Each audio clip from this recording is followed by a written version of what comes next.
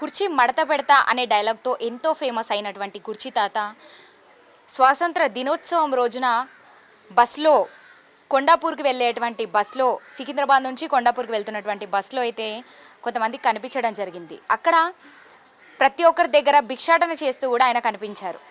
ఎందుకైనా భిక్షాటన చేసేటువంటి అంత అవసరం ఏమొచ్చింది? అది కూడా నా కొడుకులు నన్ను పట్టించుకోరు, నన్ను ఎవరు చూడట్లేదు, నాకెవరు పట్టెడు అన్నం పెట్టట్లేదంటూ ప్రతి ఒక్కరికి ₹1 చొప్పున భిక్షాటన చేస్తూ కూడా కనిపించడం జరిగింది. మరి ప్రస్తుతం మనం వాళ్ళ ఇంటి దగ్గరే ఉన్నాము. ప్రస్తుతం కుర్చీ తాత ఇక్కడైతే లేరని చెప్తూ ఉన్నారు. ఆయన ఇక్కడ నుంచి దౌలతాబాద్లో అయితే ప్రస్తుతం ఉన్నట్టుగా కూడా తెలుస్తుంది. వాళ్ళ భార్య మనతో పాటే ఉన్నారు. ఒకసారి మాట్లాడి అసలు ఏం జరిగిందో తెలుసుకునే ప్రయత్నం చేద్దాం. నమస్తే అమ్మ. నమస్తే అమ్మ. ఏమైంది అసలు? మంచిగానే ఉండే కదా మొన్నటి వరకు. సినిమాలో కూడా డైలాగ్ని అంటే కూడా వాడడం జరిగింది. మహేష్ బాబు సినిమాలో కూడా కుర్చీ తాత డైలాగ్ వాడారు. ఇప్పుడు ఎంతో ఫేమస్ అసలు. కుర్చీ తాత అంటే గుర్తుపట్టిన వాళ్ళే ఉండరు. అదే క్రమంలో బస్సులో కూడా కుర్చీ తాతని గుర్తుపట్టి ఈ సమావేశాన్ని కూడా మాకు అందించడం జరిగింది. అసలు ఏం జరిగింది? ప్రతి ఒక్కరి దగ్గర బస్సులో వెళ్తూ ఉన్నప్పటికీ భిక్షాటన చేస్తూ ₹1 ఇవ్వండి, ₹1 ఇస్తే చాలు అంటూ ప్రతి ఒక్కరి దగ్గర భిక్షాటన చేస్తూ కూడా ఈరోజు కనపడుతూ ఉన్నారు. ఏం జరిగింది అసలు? ఏమైంది ఒకసారి చెప్తారా? అంటే ఇప్పుడు ఏం చెప్పాలమ్మా, ఆయనకు తీసుకుపోయిళ్ళు, అందరూ మాట్లాడిళ్ళు, సినిమాలలో కూడా మాట్లాడింళ్ళు. యాకాడి నుంచి సత్య చేయబట్టి చాలా ఆయనే ఈ పోలీస్ స్టేషన్లో పట్టించే వరకు కూడా ఆయనకు ఎవరు పిలిపించినా పోయి ఎక్కడ మాట్లాడతలేడు.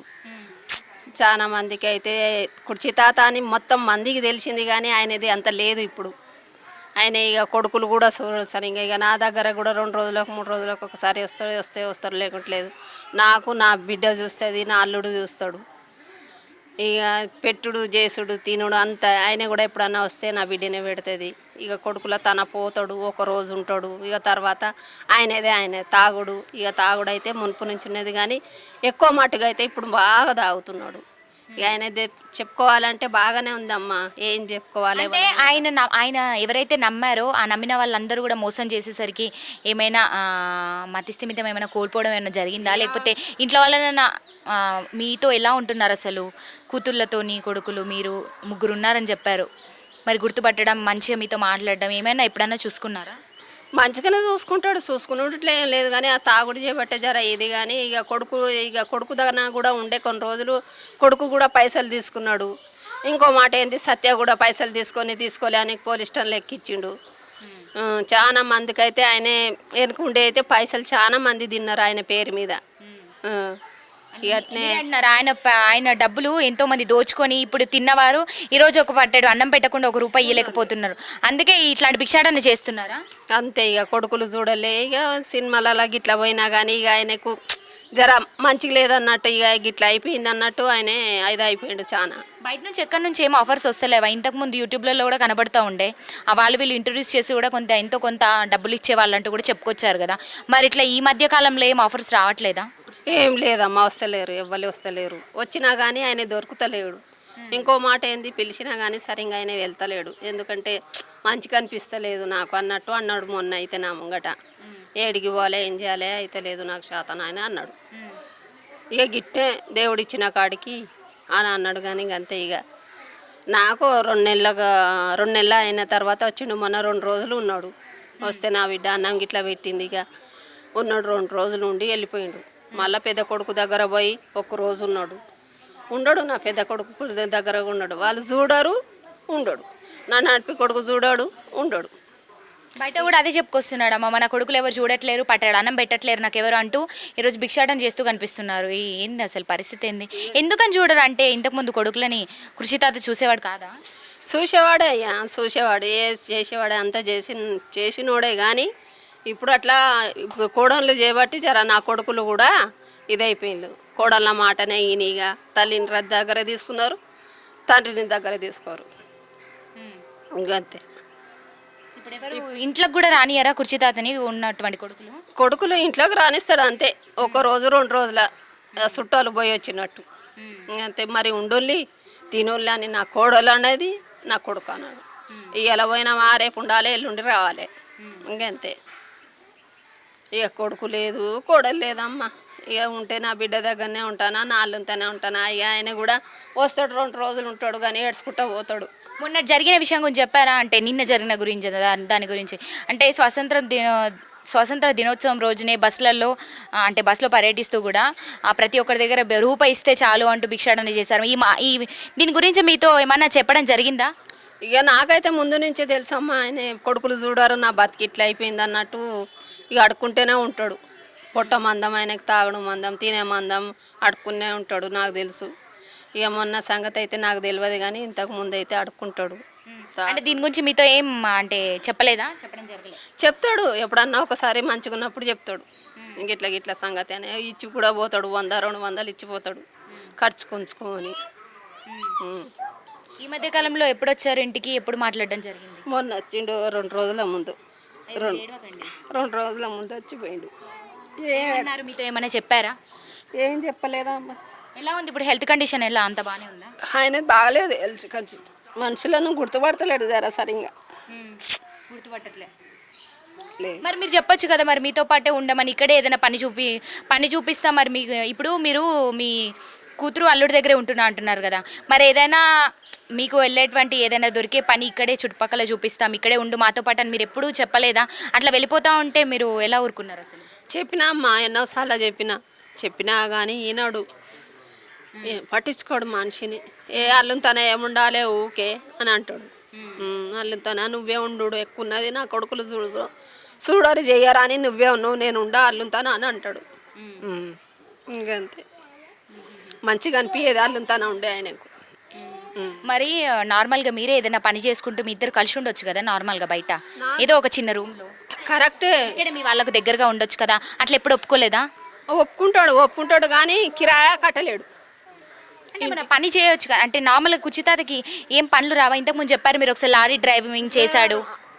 లారీ డ్రైవర్ ఉండే అన్ని పని చేస్తాడు చేయడు కానీ ఈ మధ్యలో పనికి అయితలేదు ఇప్పుడు ఆయనకు మొత్తం పేగులు చెడిపోయినాయి లోపల తాగి మనిషి బాగలేడు. ఒక్కరోజు కూడా తాగకుండా ఉండలేరు అసలు? అస్సలు తాగంది ఆయన ఉండలేడు. ఇప్పుడు పొద్దున్న సాయంత్రం మధ్యాహ్నం లొల్లి పెడతారు వచ్చి. ఇప్పుడు ఏం చెప్పినా పట్టించుకోరని ఏం పట్టించుకోరు, ఇక చెప్పినా పట్టించుకోరు చెప్పకున్నా పట్టించుకోరు. ఏడ చెప్పిన వాళ్ళు అంతే ఎందుకమ్మా పానం బాగలేదు ఇప్పుడు కంట్లో సూపు కనబడతలేదు నాకు సరిగ్గా దూరంకి వెళ్ళి ఆపరేషన్ చేయించుకోవాలి రా అంటే వస్తలేడు. అమ్మ పానం బాగలేదని అంటలేడు. ఆయనకు కళ్ళు కనబడతలేము అంటేనే నా అల్లుడు చేపించిండు. ఒక్క కన్ను మంచిగా ఉన్నది ఆయనది కూడా ఒక్క కన్ను బాగలేదు. ఒక్క కన్నుతోనే తిరుగుతాడు ఆ మనిషి. ఎవ్వరు పట్టించుకుంటారమ్మా? ఇవాళ రేపు ఎవ్వరు పట్టించుకుంటలేరు. బిడ్డ దగ్గర ఉన్నాని నాకు ఏర్పాటైతే లేదు. నా బిడ్డ లేకుంటే ఇవాళ నా బతికే రోడ్డు మీద బతుకవు పో ఇవాళ నాకు. బిడ్డ ఉన్నారు కాబట్టి అదే అంటున్నాం కదా, బిడ్డ అల్లుడు ఉన్నారని అయితే లేదు నాకు. లేకుంటే ఆయన లెక్కనే ఆయనతోనే నేను తిరుగుతున్నా అడుక్కుంటా. ఇవాళ ఆయన మొగ ఆయన నడిచిపోతాను కానీ నేను ఆడదాన్ని ఏడ తిరగతను. నాది కూడా హెల్త్ బాగుండదు, నాకు కూడా ఆపరేషన్ అయింది పెద్దది. ఆ మనిషి అందుకే సరిగ్గా రాడు మాట్లాడారు చూడడు ఆ మనిషి కూడా.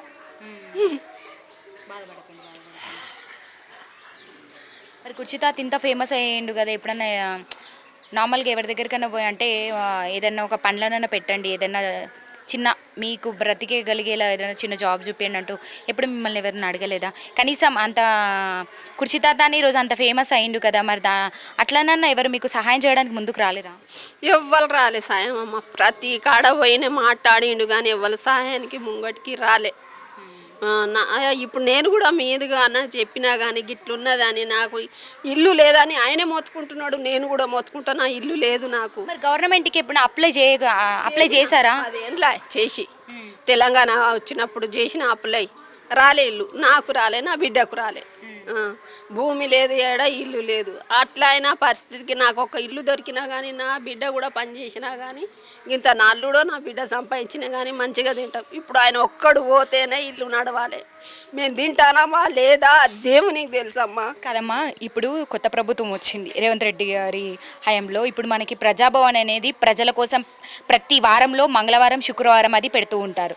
అక్కడ ఎక్కడెక్కడి నుంచో ప్రజలందరూ వచ్చి వాళ్ళ బాధలు ఏమున్నాయి వాళ్ళ సమస్యలు ఏంటి అని ఒక వినతి పత్రం రాసి అక్కడ ఇస్తూ ఉంటారు.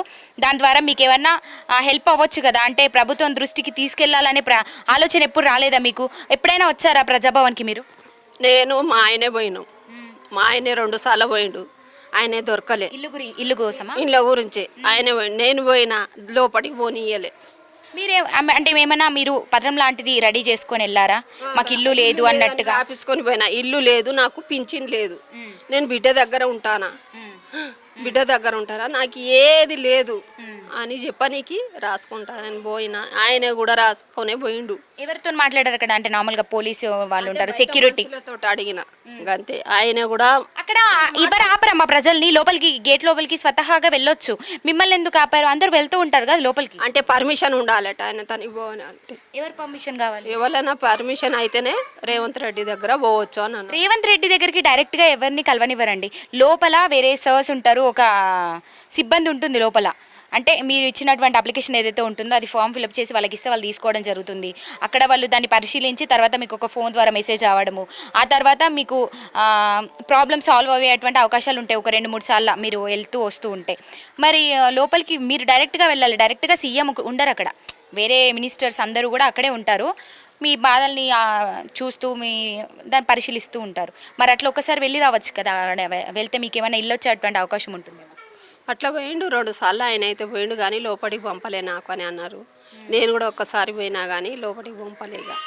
ఇక మళ్ళీ పోలే వచ్చేసిన. ఇక మళ్ళీ ఒకసారి ట్రై చేయండి. మీరు ఎందుకు అంత అంటే నిరాశతో ఉంటారు?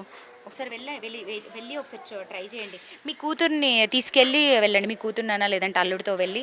అక్కడ వాళ్ళకి కొంచెం చదువు వస్తుంది కాబట్టి అక్కడ లోపలికి ఏంటి ఎలా ఉంటుంది అన్నట్టుగా వాళ్ళు దగ్గరుండి చూసుకుంటారు. మీరు ఒక్కరే వెళ్తే ఎలా ఉంటుంది? మీ వాళ్ళని తీసుకొని వెళ్తే మీకు ఏదైనా పరిష్కారం దొరుకుతుంది అంటుంది. కరెక్టే నువ్వు అనేది, కానీ ఇప్పుడు నా వయసు 60 ఏండ్లు. 60 ఏళ్ళ నుంచి ఏడా పడితే ఆడ ఆఫీసులలో ఇస్తూనే ఉన్నా, పట్టించుకోవట్లేదు. ఇస్తూనే ఉన్నా. నేను 60 ఏళ్ళ కొద్దిగా నాకు ఇల్లే లేదు అసలు. 100 రూపాయలు 150 రూపాయల కాడ నుంచి నేను ఇంటికి కిరాయి కట్టుకుంటా వచ్చిన. ఇల్లు లేదు ఇల్లు లేదు ఇల్లు లేదు అనుకుంటా. రచ్చబండ అంటే రచ్చబండ ఇచ్చిన, ఆఫీసులలో అంటే ఆఫీసులలో ఇచ్చిన, ఏడ పడితే ఆడ రాసి ఇచ్చినా కానీ నాకు రాలే అమ్మ.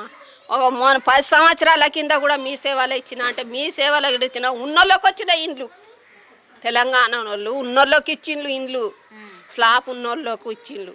ఇప్పుడు కరెంటు బిల్లు, మాకు కరెంటు బిల్లు లేదు, ఈ ఇంటి ఉన్నోళ్ళకు కరెంటు బిల్లు లేదు.